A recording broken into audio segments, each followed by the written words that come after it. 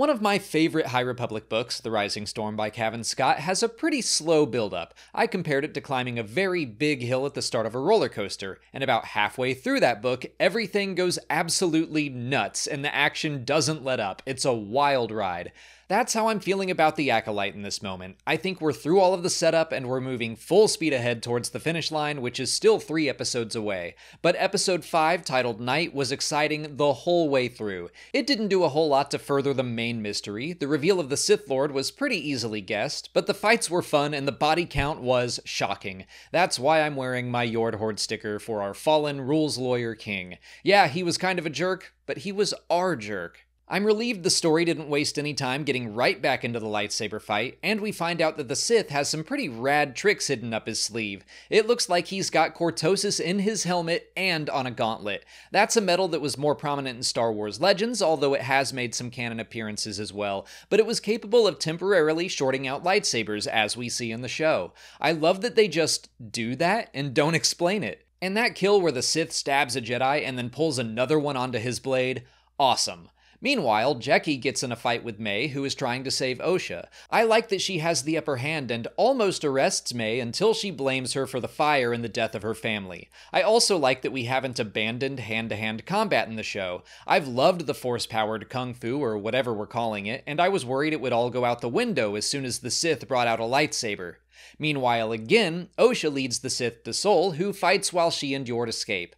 I loved the Sith's casual teasing of his Jedi opponent, especially his retort when Sol asks why he hides his face from his student, and he says, "You tell me." Sick burn, dude. And Sol knows it. That look in his face is shame and guilt and anger. The Sith is trying to throw him off balance, and it's working. I know we're supposed to be rooting for the Jedi and all, but this baddie is fun to watch. He doesn't feel like a carbon copy of any other Sith we've met. He feels unique. I will say that I could feel that Star Wars on TV budget in the sense that throughout the episode we had fights taking place on what felt like smaller sets. We're not in a movie, so we're not going to see a battle taking place across an entire facility like in The Phantom Menace, or what seems like an entire planet in Revenge of the Sith. I think these fight scenes were pretty well shot because at times I thought they had moved a ton, and then a wide shot would reveal that they're still in the exact same spot. And one more nitpick out of the way, I know this series has been using the wipes and iris transitions a lot already,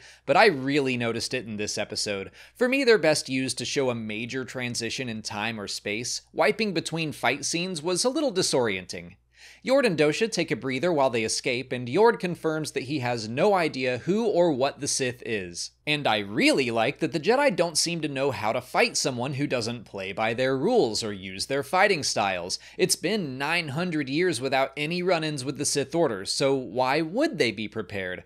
But that's the thing about the dark side. You don't just beat it once and then never have to face it again. You can beat the fascist empire and restore the Republic, but if that new Republic isn't vigilant, then a new fascist movement might rise from the Empire's ashes. Or in the real world, one day you might get really angry, but you take a breath and you don't let that anger control you. That one victory doesn't mean you've defeated your anger, because there will almost definitely be a day in the future where you let your anger control you. The Jedi thought they had defeated the Sith, and you know what? After 9 centuries, I think they've earned a sense of peace, but they should still be prepared to face darkness. Jecki finally arrests May and then is immediately and creepily attacked by the Sith. Their fight was cool with Jecki dual-wielding sabers Anakin style, but the Sith leaves her to chase after May, who keeps running off. He almost gets her, but Sol using the Force to almost send him into Jecki's swing was great. But now we have to talk about our first actual loss of the episode.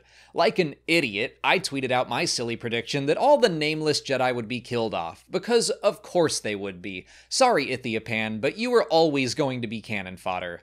I was shocked when Jecki went down. The Sith's separating lightsaber hilt that could become a Shoto was admittedly awesome, but I was not ready for that.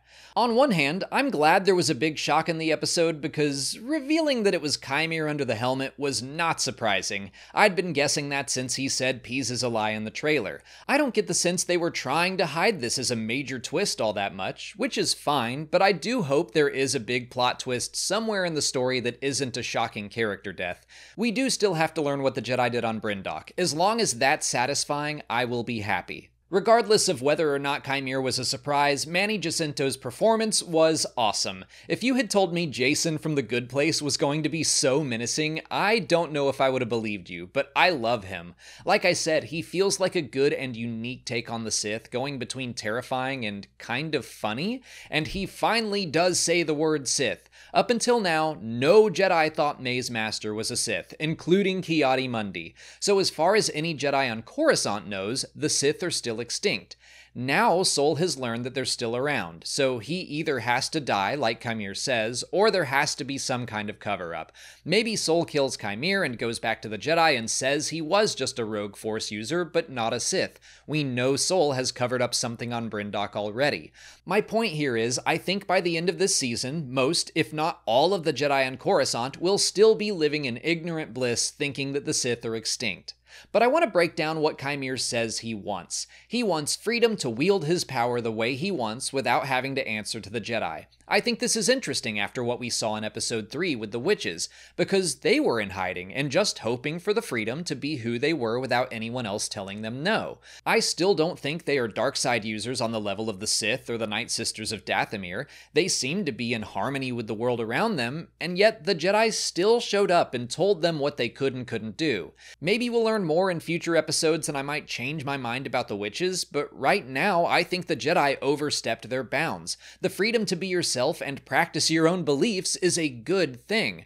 But the Sith go beyond that. Chimere telling the Jedi he wants the freedom to wield his power the way he wants is the dark side telling the light side it wants to do whatever it wants, whenever it wants, with no accountability. This is your fear, anger, hatred, and aggression asking to be set loose unchecked without your pesky conscience getting involved. Because the Sith are not live and let live people. You tend not to be when you're controlled by fear and anger and hatred. You don't get to uphold freedom as your virtue when your version of freedom means oppressing everyone else. He goes on to blame the Jedi for the fact that he now has to kill everyone who has seen his face. He says he doesn't make the rules, the Jedi do, and the Jedi say he can't exist. He's acting like all he wants is a little tolerance for his different beliefs, which made me think of the intolerance paradox.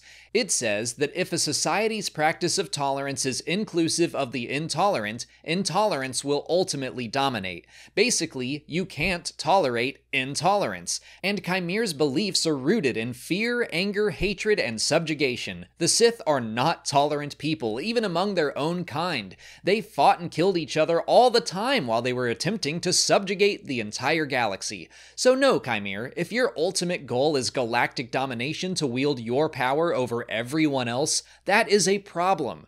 Back to the episode at hand, Yord gets a flash of a cool moment attacking Chimere, but he is also dispatched pretty quickly, and I was also not ready for this. At all. I was hoping for a larger arc for him in the season. I think both he and Jeki had potential for some dramatic character moments if they had learned about whatever Sol did on Bryndock. Yord, the rule-following, so sure of himself Jedi, might have had his faith completely shaken. Instead, he didn't seem to have much of an arc. I think he's simply meant to be a symbol of what I talked about earlier. He's what the Jedi start to look like when they've become complacent. The Yord Horde mourns this night. Sol and Chimere have a fun fist fight, and I cannot believe Osha stopped him from landing the killing blow. I guess I'm more surprised that Sol didn't just lop Chimere's head off anyway. The dude clearly knows Sol's deep, dark secrets and just can't wait to spill the beans to Osha. But still, Sol stops and comes back to his principles, which to me says that Sol is a good Jedi. I've been hard on him in some of my reviews and our live streams because we all know he's hiding something, but at the end of the day, I think he is a good Jedi and a good man who made a mistake that he tried to hide. We've all been there. I mean, I think Sol's mistake will wind up being way worse than your standard real-world secret, but still. Osha finally dispatches Chimere by sacrificing Pip and sicking the Umbra Moths on him, which I thought was going to be our third major character death of the episode, but I'm glad to see that Basil is able to recover his little head. I'm also glad we didn't have to wait to see if Chimere survived. I assumed he did, but I'd rather just go ahead and have that confirmed. Sol genuinely seems like he's about to tell the truth to Osha, and then he is frustratingly stunned by May. I really do think he wants to explain himself, but murders and murderers keep interrupting him. Mei and Dosha finally get a face-to-face talk where we start to hear some of Mei's side of the story, and I wish she would just be like, "I didn't start that fire," or something. I like that she goes right back to being kinda clingy, but Osha still doesn't choose her. They fight, Mei overpowers her sister, and then disguises herself as Osha.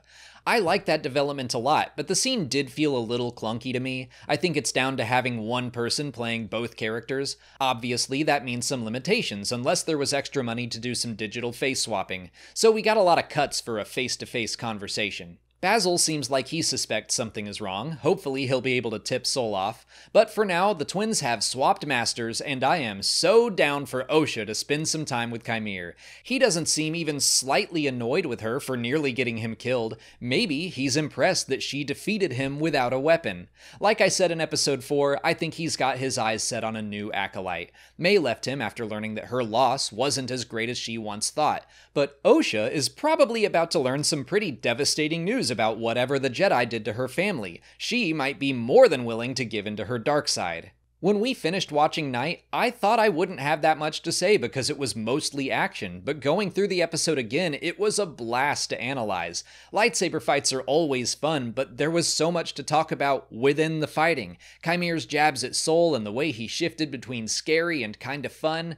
I know he's the bad guy, but he is hard to root against. Manny Jacinto is crushing it, and so is Lee Jung-jae.